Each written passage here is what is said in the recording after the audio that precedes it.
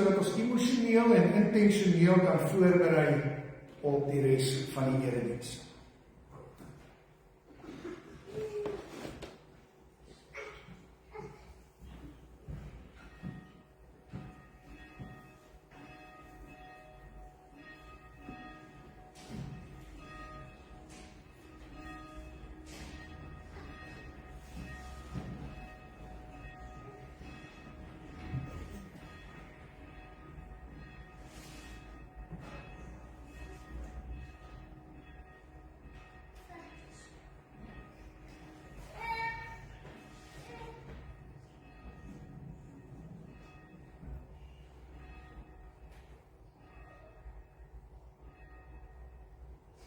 Ons gaan nou staan vir die toetrede lied, gesang 168, strofes 1 en 3. Ons bly staan ook vir die voting en die seëngroet, en daarna sing ons Vlam 57.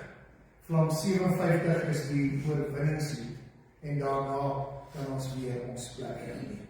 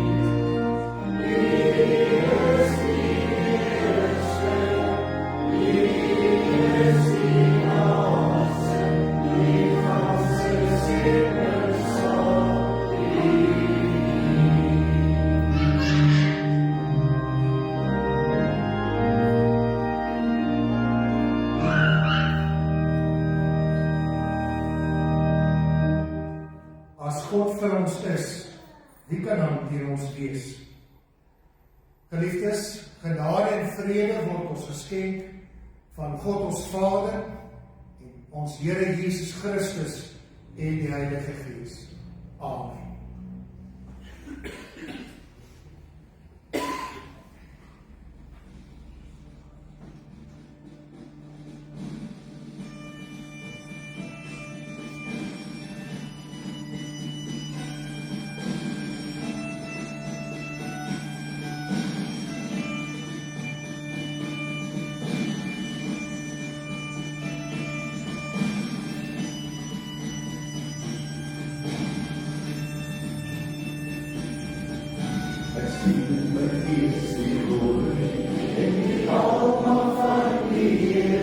Hallelujah.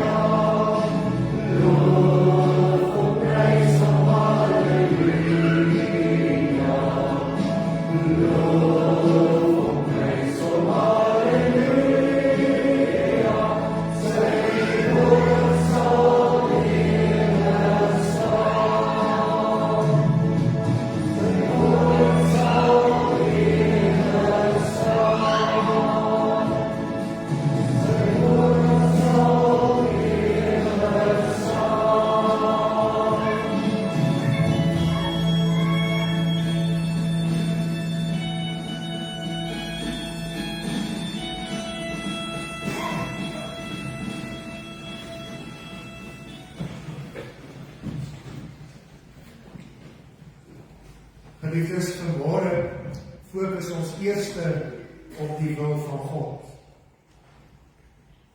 As ons eerlik is, besef ons dat die wêreld rondom ons vinnig besig is om te verander. En as ons iets geleer het oor hierdie laaste klompie jare, terwyl alles om ons bly verander en verander, is dit dat ons, veral wat dit ons godsdienst aanbetref, die uitlewing van ons geloof, ons spiritualiteit, nie so maklik aanpasbaar is. Moeilik is makliker om 'n moeilike tye aan te pas, behalwe wanneer dit by ons geloofslewe kom. En 'n mens wonder oor die aanpas. Is dit aanpassing terwille van aanpassing, of is dit aanpassing om nader aan God te beweeg? Uit Titus is dit duidelik dat dit nie net ons is wat met hierdie verandering gesukkel het in ons lewe nie, maar ook die gelowiges op die eiland Kreta vir wie Titus skryf.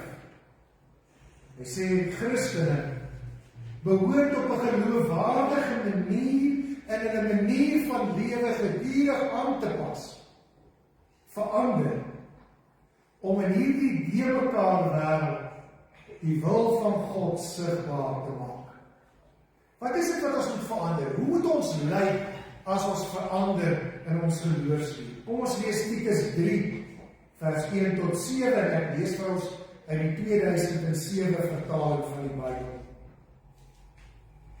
Jy moet vir die gelowiges sê dat hulle moet onthou om te luister na almal wat oor hulle regeer. Hulle moet gehoorsaam wees. Hulle moet altyd gereed wees om goeie dinge te doen. Hulle moet nie slegte dinge sê oor iemand nie, en hulle moet nie daarvan hou om te baklei nie. Hulle moet vriendelik wees, en hulle harte moet vol liefde wees vir alle mense. Maar voorheen was ons self ook dwaas en ongehoorsaam aan God. Mense het ons maklik verlei. Ons was slawe van baie dinge wat ons graag wou doen, dinge wat lekker is. Dan wil hy sê ons raak slawe van wat ons meer gemaklik is en vir ons maklik is. Ons het lelike dinge gedoen en ons was jaloers op ander mense. Almal het ons gehaat en ons het mekaar gehaat. Maar God wat vir ons gered het toe vir ons kom wys dat hy baie goed en lief is vir mense. Hy het ons gered. Maar hy het nie gedoen omdat ons goeie dinge gedoen het nie. Nee, God het ons gered omdat hy jammer was vir ons. Hoe het hy ons gered? Hy het die Heilige Gees gestuur om ons sondes af te was. Hy het ons gemaak soos nuwe mense. Hy het ons gemaak soos mense wat weergebore is. God het vir Jesus Christus, ons redder, gestuur om die Heilige Gees vir ons te gee, sodat die Heilige Gees heeltemal oor ons sal regeer. God het ons vrygespreek. Hy was genade vir ons. Daarom kan ons weet, seker wees, dat ons die ewige lewe sal kry wat God vir ons beloof het. Dis die verandering wat daar in ons moet plaasvind. Daar die vriendelikheid, daar die goedheid teenoor alle mense, nie net die dinge wat vir ons lekker en maklik is. Terwyl ons so bly sit, kan jy gewoon net kyk vorentoe, jy kan die oë toemaak as jy wil, want ek wil vir ons die Niceense geloofsbelijdenis voorlees. En spreek in jou hart hierdie woorde saam, want dis wat ons glo in hierdie wêreld. Weet ook, dat hierdie Niceense geloofsbelijdenis in 1700 jaar terug opgestel is. Toe het ons voorouers reeds hierdie geloofsbelijdenis oor wat hulle geloof geskryf. Kom ons glo saam met gelowiges. Ons sê wat ons glo saam met gelowiges oor hierdie laaste 1700 jaar. Ons glo in een God, die almagtige Vader, die skepper van die hemel en die aarde, en van alle sienlike en onsienlike dinge, en in een Heer, Jesus Christus, die enige gebore Seun van God, gebore uit die Vader voor alle tye. God uit God, lig uit lig, waaragtige God uit waaragtige God, verwek nie gemaak nie, een en wese met die Vader, deur wie alle dinge ontstaan het, maar terwille van ons, die mense, en terwille van ons saligheid neergedaal het in die hemel, vlees geword het deur die Heilige Gees uit die Maagd Maria, en mens geword het, wat selfs van ons gekruisig is onder Pontius Pilatus, gelei en begrawe is, en op die derde dag opgestaan het volgens die skrifte, wat opgevaar het na die hemel en wat sit aan die regterkant van die Vader, wat weer sal kom met heerlikheid om te oordeel die wat nog lewe en die wat reeds gesterf het. Die se koningsheerskappy geen einde sal hê.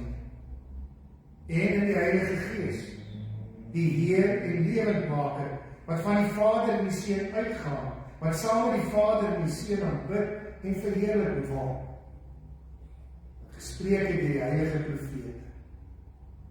Ons glo in een heilige, algemene kerk, gegrond op die leer van die apostels. Ons bely een doop tot vergifnis van sondes. Ons verwag die opstanding van die ontslaapenes en die lewe van die toekomstige lewe. Amen. Ek dink, 'n mens moet hierdie Niceense geloofsbelijdenis en ook die apostoliese geloofsbelijdenis of ander geloofsbelijdenis nie ver weg te bære. Ek dink 'n mens kan gereeld daardeur lees, of as iemand vir jou so vra, wat glo jy? Is hier 'n uitstekende opsom om te sê wat ek en jy glo. Geliefdes, die ander aand sit ek op huisbesoek by medegelowiges. En op hierdie huisbesoek praat ons oor seer kry, oor verlies, en die gevoel dat ek soms onregverdig in hierdie lewe behandel word. Ja, dalk selfs nie ek onregverdig behandel word deur mense nie, maar dat ons ook soms voel dat ons onregverdig deur God behandel word. Hulle was op 'n punt in hulle lewe waar hulle moedeloos geraak het. As hulle aan die verlede dink, aan hoe dit nou met hulle gaan en 'n moontlike toekoms, het hulle gesê, het ons nie veel hoop nie. Maar erken hulle toe teenoor my dat hulle aan 'n WhatsApp groepie behoort waar hulle gereeld Bybeltekste kry.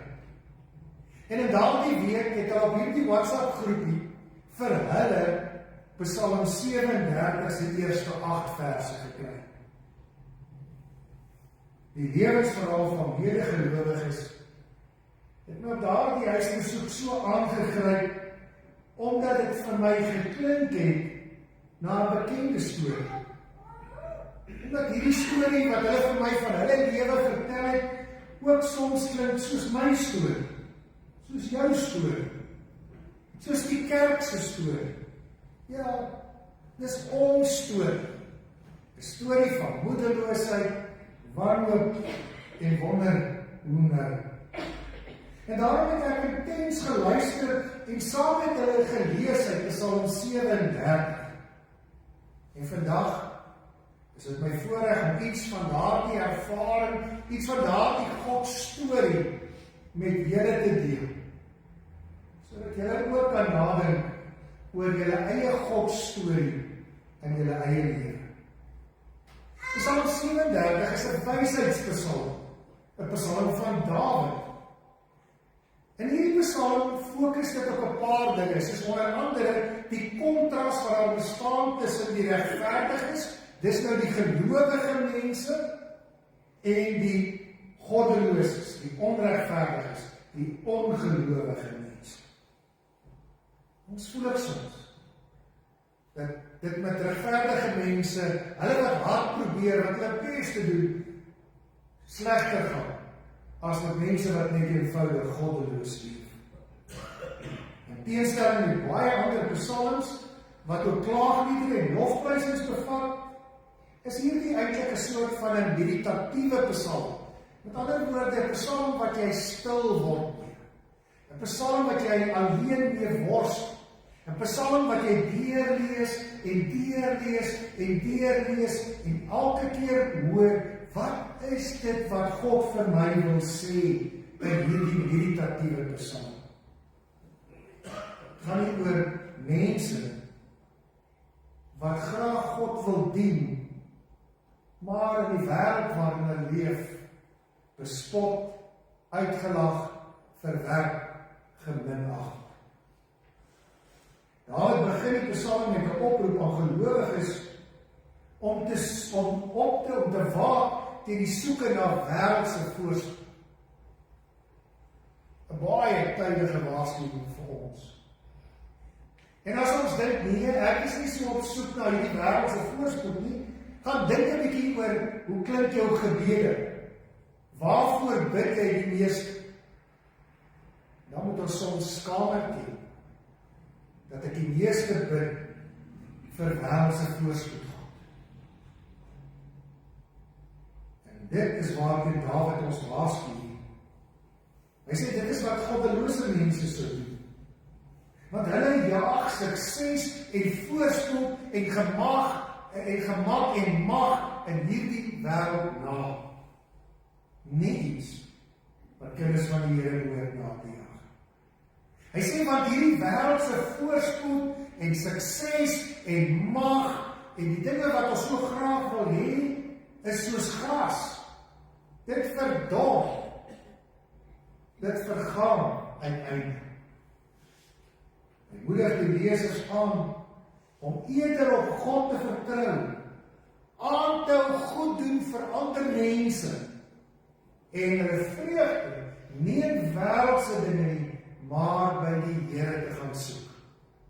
En hier, en in ons geloofsbelijdenis vanmôre het ons gesê, ons vreugde lê daarin dat God ons so lief het, dat hy ons vir ewig gered het. Dis waar ons vreugde moet hê, dat ons verlos is, dat ons gered is van die ewige dood en ons sonde. Psalm wonder oor temas soos vertrou, geduld, geloof in God. Hoor net die 3 kerngoeds: vertroue, geduld, geloof in God. Dit leer in die pad van die regverdige, die gelowige, ek en jy soms 'n swaar pad sal wees. Maar hy sê die uiteindelike seën daarom gaan ons verstand te bowe gaan. Terwyl goddeloses kortstondig mag floreer, wag daar nie vir hulle 'n ewige erfenis, soos vir my en jou. Die ewige erfenis van die ewige lewe saam met God.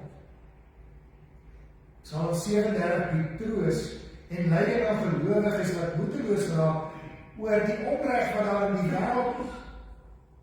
Die wêreldse voorspoed van ongelowiges wat hulle dronk geskiet. En miskien het ons so 20, 30 jaar terug in 'n ander wêreld geleef. Maar ook hier in Suid-Afrika waar ons vandag leef, mag die sensus miskien sê die meerderheid mense is Christen. Die realiteit is, dit lyk nie so nie.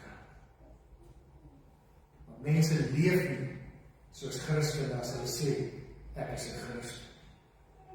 Dink net aan die liefdelose, die haat, die woede, die kwaad met kwaad vergeld, die al ewige rusie en twis, al die dinge wat daar is. Daarom roep hierdie Psalm ons op tot nederigheid, tot vertroue, regverdigheid, met die belofte dat God getrou sal bly aan al sy kinders. Hierdie Psalm is nie net 'n bemoediging nie, maar is ook vir ons 'n riglyn van hoe ons behoort te leef.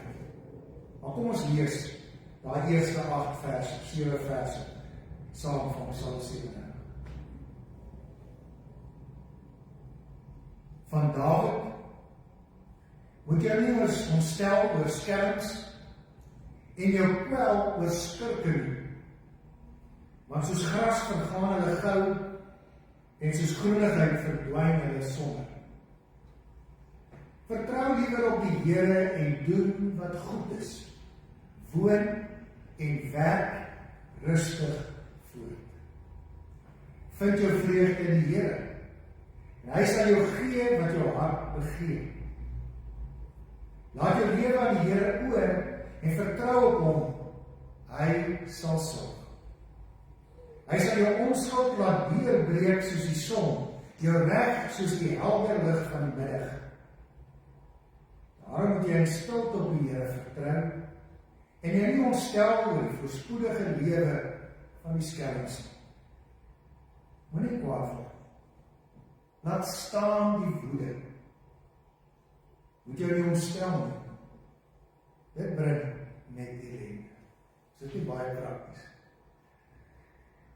Het ons dit al in ons eie lewe ervaar. Jy is nie kwaad word, jy is nie ontstel, bring dit net ellende. Niks goed. Wanneer jy jou ontstel en kwaad raak en uit en gee daaraan, sê jy goed wat nie gesê is. Doen jy dinge wat nie gedoen is. Dinge waarvoor jy verskoning en vergifnis kan vra, maar waarvoor jy die skade dikwels nie kan herstel. Soos ons gesê het, is Psalm 37, 'n wysheidspsalm. Hierdie wysheid fokus nie op akademie nie. Fokus nie of jy die Psalm met jou kop uit kan opsê. Fokus nie op jou IQ of wat ook al nie.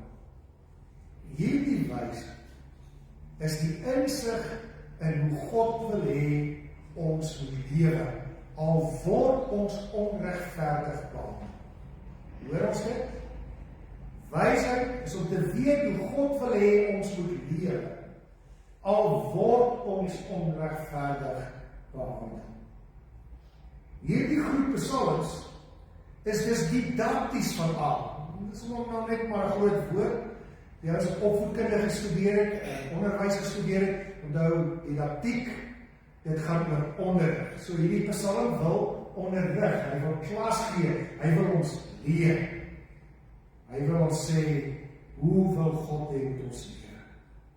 Ander voorbeelde van wysheidspsalms het ons ook al in die prediking hanteer. Psalm 1, die boom wat by waterstrome gekom is. Psalm 73, Here, ek het gedog, dis klaar nie.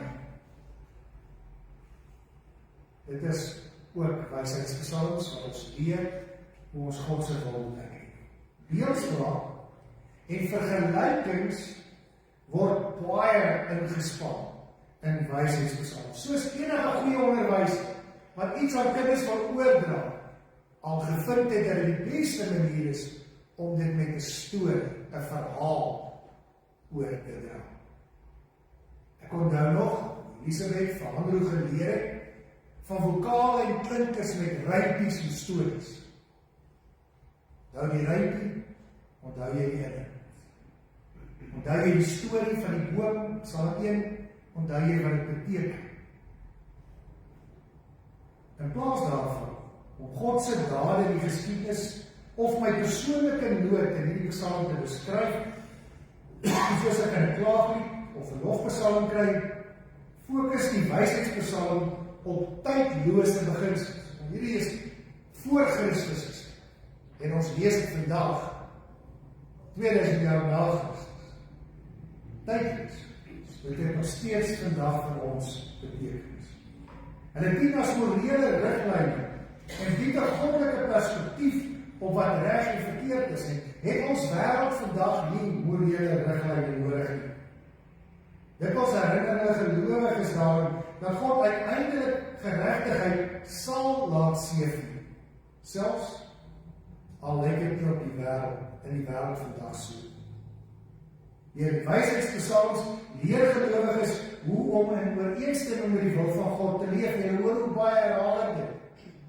Herhaling is ook die moeder van studie en didaktiese beginsel. Hulle word aangemoedig om in hulle tye van moedeloosheid en swaar kry en onreg geduldig te wees. Vertrou in God te hê en gehoorsaam aan God se wil te wees. Om geduld te hê, vertrou in God te hê, gehoorsaam aan God te wees. En daar hoor ons weer daardie woord wat so my laat ongemaklik voel, dat een van die dinge is waarmee ek ook moet raak moet stoei, die woord geduld. In 'n geestelike of in 'n Bybelse konteks beteken dit dat 'n hart gevul met geduld 'n hart sal wees wat op God vertrou. So ek het geduld in my geloofslewe nodig om God te kan vertrou. Kan nie geduld uit die prentjie haal en dan dink ek sal goed doen met vertroue. Wanneer ek geduld beoefen en ek begin op God vertrou, dan ontvang ek die vrug van die Gees, naamlik wysheid. God se wil, sy liefde, en ek ontvang ook, sê hy, 'n innerlike krag, waar ek dinge reg kry wat ek voorheen nie reg gekry. Waar ek in hierdie situasie vir 'n slag geduldig optree, waar ek voorheen dit nie reg gekry, om geduldig op. 'n geduldige hart, sê hy so mooi in hierdie psalm, is stadig om te oordeel. So hoe beoefen ek geduld? Ek is stadig om te oordeel. Oor myself, maar ook oor ander mense. Een van die ergste dinge waarmee ons stoei, is dat ons baie sterk onsself oordeel en beoordeel. Dalk soms onredelik te veel van myself. Hy sê ook dat 'n geduldige hart, geduld, is stadig om te praat. Nie te gou antwoord hê, nie te gou opmerking maak, nie te gou te comment. Ek dink as ons daar deur sosiale media scroll, soos hulle sê, blaai, gly, en jy sien daar 'n ding wat jou ontstel, dan sal jy sommer is om dadelik die ouens aan te vat. Verkeerde manier, verkeerde voorbeeld. Nie te haastig om te praat, stadig om te praat, is vertrou, geduld. En dan vinnig om te luister, om 'n oor te hê vir iemand anders. Weet jy, as 'n mens elke keer so na mekaar luister, dan kan 'n mens gaan oordeel oor iemand se optredes, die dinge wat hy sê of doen of nie doen. Maar wanneer 'n mens regtig mooi luister na ander mense, dan begin jy daardie mens verstaan. Dan kan 'n mens iets doen, soos om te sê, ek stem nie met jou saam, maar ek hoor jou. En dis een van die grootste behoeftes wat ons as mens het, is om gehoor te word. Van kleinste is dit die belangrikste ding van 'n babatjie, totdat ons oud word, is om gehoor te word. Dit is tragies, wanneer ek op my bed lê, en ek die opmerking moet maak, niemand luister na my.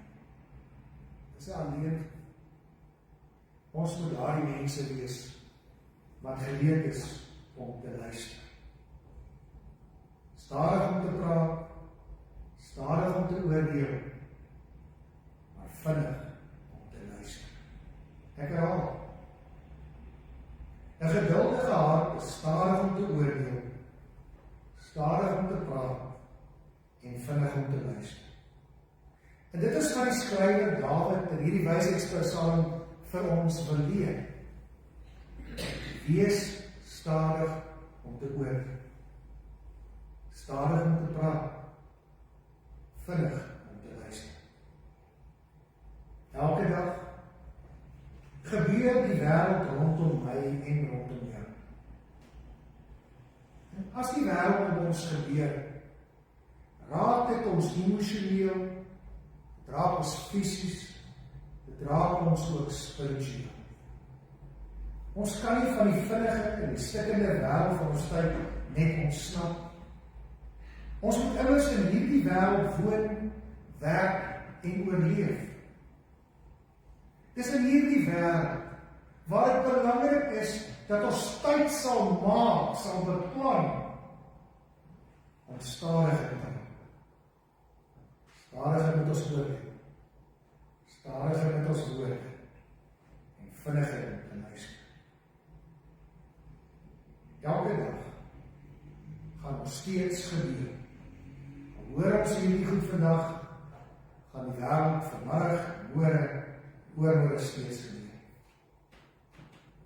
Dikwels laat ons toe, dat wat in die wêreld rondom ons gebeur, wat in die wêreld rondom ons deur ander mense van ons gesê word, en vir ons gesê word, ons gemoed bepaal. Dit is hoor, ons laat dit toe, dat dit wat van ons gesê word in die wêreld daar buite en vir ons gesê word, ons lewe bepaal. Hierdie persoon sê, dis dom, dis nie wys. Moenie toelaat dat in die wêreld daar buite sê, dink en doen, jou lewe bepaal. Daarom ontstel dit ons dikwels en besef ons nie maklik, dat ons eintlik ontstel oor dinge wat buite ons beheer is. Ons kan dit nie beheer. In my gedagtes kom daar verskillende dinge voor. Ek onthou hoe ek dan daarmee gegroei het as dominee oor die jare. Hoe enigiets wat iemand sleg sou sê oor 'n preek van my of van myself, of ek is nie dit nie, of ek het alweer dit nie gedoen nie, of ek het dit alweer nie reg gedoen nie, of dit nie genoeg gedoen nie, dit my dramaties gestel. Selfs daarmee gestudeer gemors. En hierdie teks leer ons om 'n bietjie vrede te maak en sê, dit is jou opinie, dis reg. Maar ek gaan my nie daarmee ontstel. As ek die kerk in gedagte, dan hoor ek die baie stemme wat skree daar van buite af, die kerk is nie meer belangrik. Kyk hoe leeg is die kerk. Kyk hoe min die mense geword. Ek onthou 17 jaar terug toe ek gekom het, was daar 'n oom of 2, 3, 4 wat seker goed bedoel het, maar wat gereeld my vertel het oor hulle verlang so na die goeie ou dae in hierdie gemeente voor my. Want in die dae voor my het dit so goed gegaan hier. Hulle het hierdie deure oopgeskryf en ons die saal vol is. Dit ek sê, dit het ontstel. Tot ek stil geword het, in die teenwoordigheid van die Here besef het, dis buite my beheer. Dis nie my skuld dat die Afrikaner 'n -74% geboortesyfer het. Dis nie my skuld dat dit magdom Afrikaanse kinders en ons kleinkinders nou in die buiteland sit nie. Dis nie my skuld dat mense nie meer lief is vir die Here nie. U hoor hoe dit ons kan raak. Ons kan beïnvloed. As ons nie stil word voor die Here nie, kry ons kollegas wat uitbrand, wat self doen, omdat hulle nie meer goed genoeg is. Hierdie Psalm sê, moenie toelaat dat dit wat van jou gesê word, of vir jou gesê word, in die stikkende wêreld, jou bepaal. Want rus, vind jou rus en vertrou in die Here. Die uitdagings bly om nie op hierdie stikkende dinge, hierdie wêreldse goed te fokus. Jy moet nie doelbewus doen. Maar ten autocruise, outomaties, gaan jy daar ons. So jy moet doelbewus besluit, dit gaan my nie nou ons. Gaan nie nou doen. Wanneer ons op hierdie dinge fokus, ons raak ontstel, ons raak ongeduldig, en ons raak kwaad, en ons raak teleurgestel, gaan ons dinge begin sê en doen, wat nie gesê en gedoen moet word.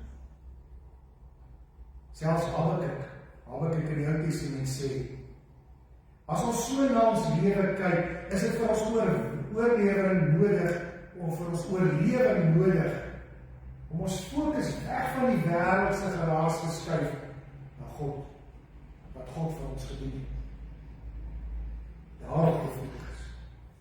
Wanneer ons gaan terugkyk na dit wat ons gedoen en gesê het, dan fokus ons op God. Dit beteken ons fokus op liefde vir God en liefde vir ons naaste. Ek kan vergewe en aanbeveel. Maar in 'n verhouding werk vergifnis van twee kante. Een vergewe het en ander een nie, is die verhouding nie herstel. Psalm 37 gebeur die wêreld met die skrywer. Hy ervaar uiters moeilike tye in sy lewe en daar is bitter moeilike omstandighede wat hy te bowe moet kom. So nie regtig wat die uitdagings was nie. Maar ons weet hy het groot uitdagings gehad, aanvegtings en daar was ook vir hom beproewings. Hy ervaar dit, dat in hierdie tyd waar alles so sleg gaan met hom, Dawid, die kind van die Here, op 'n ander plek in die Bybel genoem die Here se oogappel, gaan met hom sleg. Hy sê, en as hy so kyk terwyl hy met hom sleg gaan, dan sien hy dat met al die onregverdiges, al die ongelowiges, al die skelms, al die ons wat heerlikes, goed gaan. Net met hom, wat probeer gehoorsaam aan die Here leef, gaan dit swaar. Hy raak jaloers op hulle sukses, kwaad vir sy onreg. En ons ken dit. Dit is nou, as ons eerlik is met onsself, dan ken ons wat Dawid se gevoel. Dit maak ons ook bitter. Ons sê en doen dinge wat maar eerder kon gebly het. Dinge wat nie daarvan getuig, dat ons op God gefokus leef. Nie daarvan getuig, dat ons vir God lief is, met ons hele hart, al ons krag en al ons verstaan. Nie daarvan getuig, dat ons lief is vir ons naaste, soos vir onsself. En sy sê, fokus hy op God. Hy gebruik geduld, ja, geduld. Hy gaan vind weer rustigheid by die wysheid van God. Ons lees in hierdie Psalm, vertrou liewer op die Here en doen wat goed is. Nou, in jou moeilike omstandighede is die raad, die advies, die onderrig. Vertrou liewer op die Here en doen wat goed is. Woon en werk rustig voort. Vertrou en stilte op die Here. Jou nie ontstel nie. Hy ontstel, bring jy die lewe. Iets meer van hierdie manier van optrede vind ons by Jesus self. In Lukas 6 leer Jesus sy volgelinge om die onreg en verkeerde dinge wat gebeur te ontmasker deur die doen van goeie dinge. Nie deur haat of deur vergelding nie. Behandel ander mense soos jy jouself behandel wil hê. Wees barmhartig soos God barmhartig is. Ek sluit af met die woorde. 'n geduldige hart, stadig om te oordeel, stadig om te praat en vinnig om te luister. Amen. Kom ons bid saam.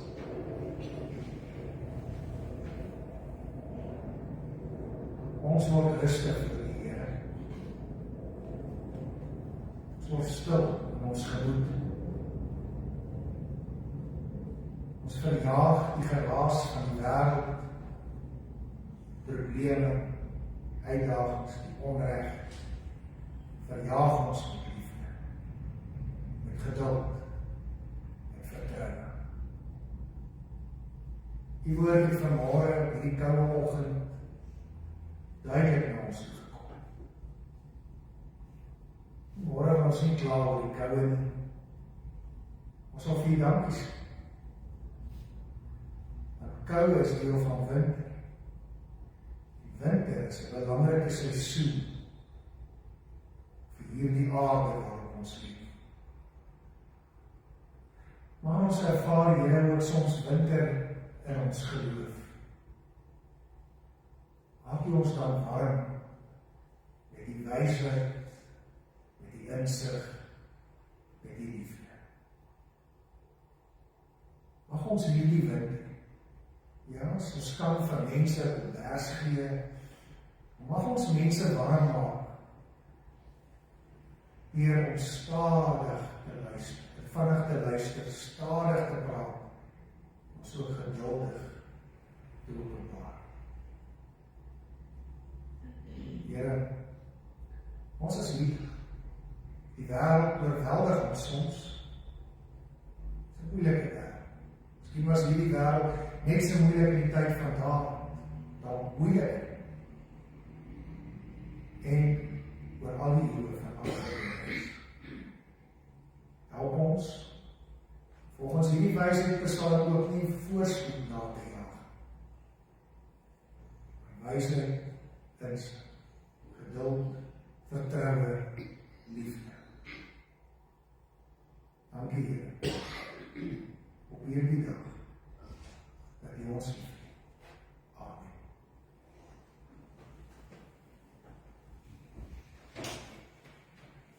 Ons gaan nou saam sing, Gesang 528, vers 1 tot 3, terwyl ons net so luister.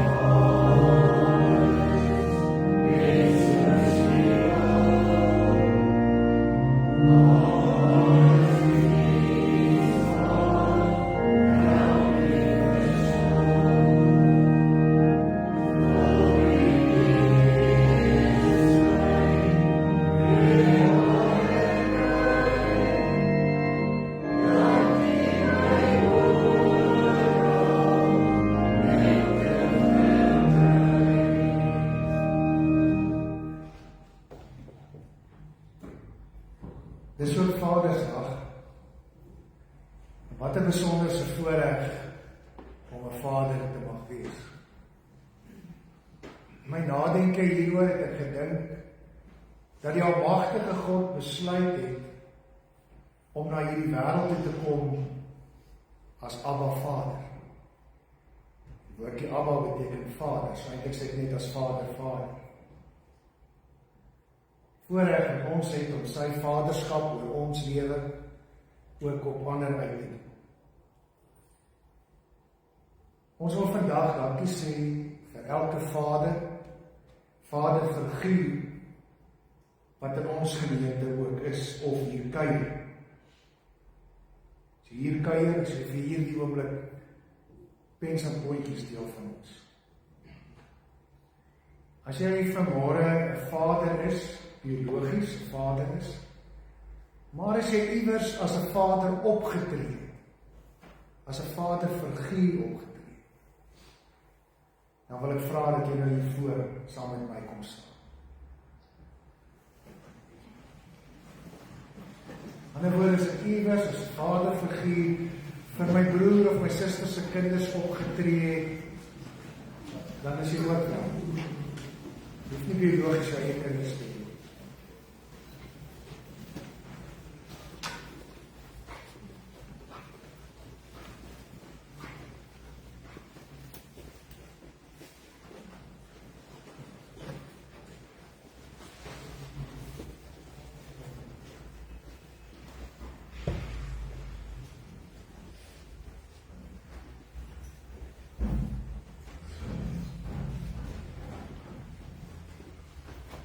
Nou wanneer jy die kameras uithaal en die foto's neem en so aan, skryf hom ook so vir ons.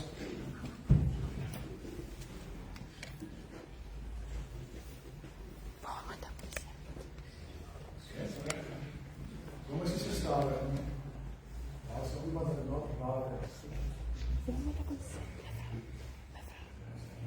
Ek wil, terwyl die vaders hier voor staan,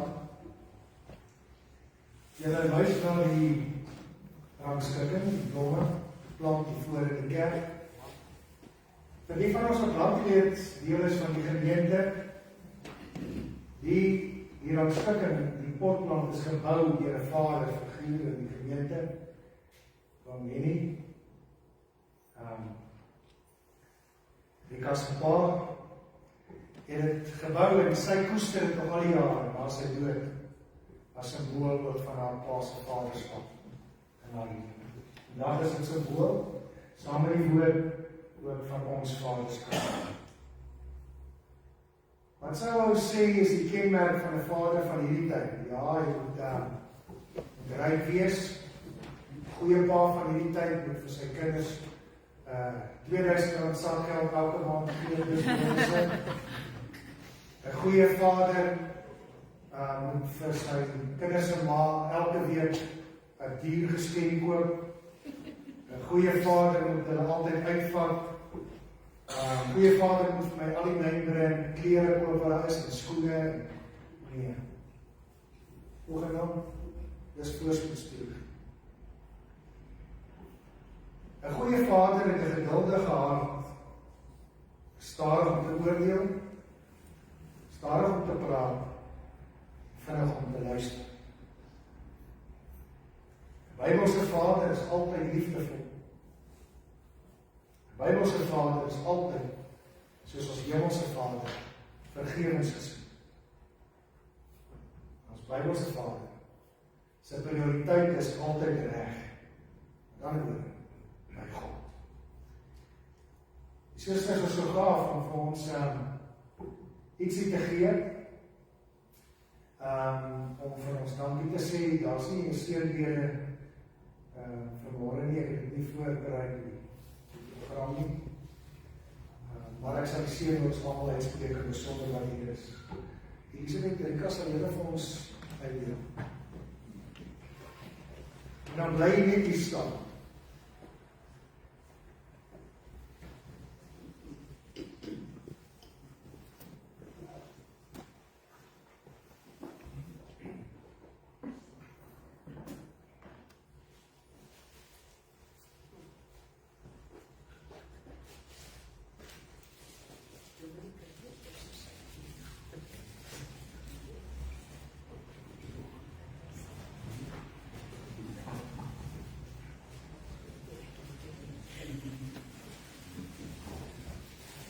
As jy nou in jou wonder as broeder, hoe kry jy 2 geskenke, onthou die Bybel sê ons moet nie oordeel nie.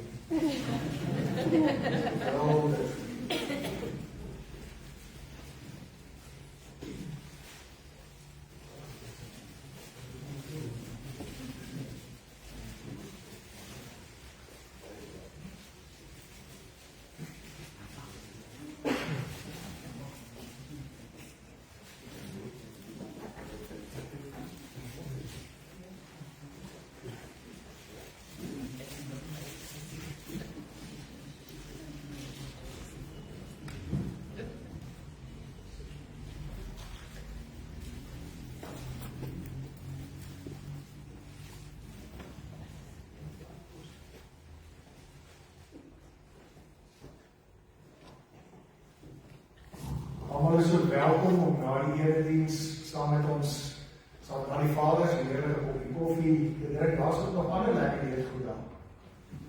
In die saal, wat vanmorgen vir ons gebring is baie dankbaar. Na die seënbede gaan die vaders net terug beweeg, en dan gaan ons die laaste lied saam sing, so moet nog nie vandag. Kies nog.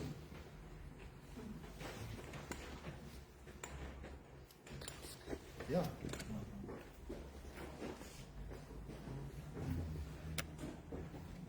Goed. Nee, is reg.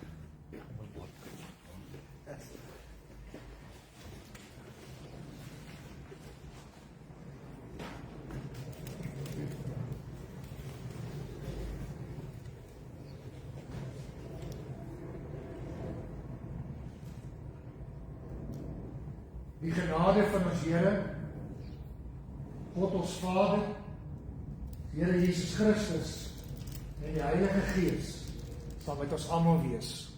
Amen. Dankie.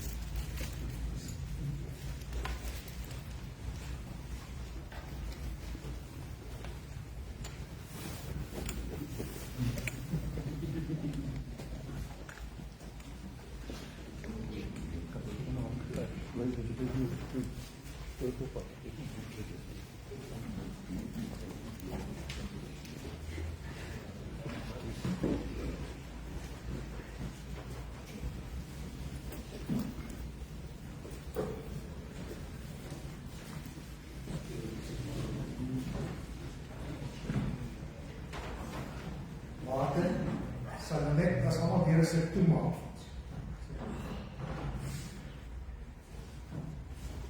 Hier is net die koue lig wat hier op die moeders van die vaders inkom.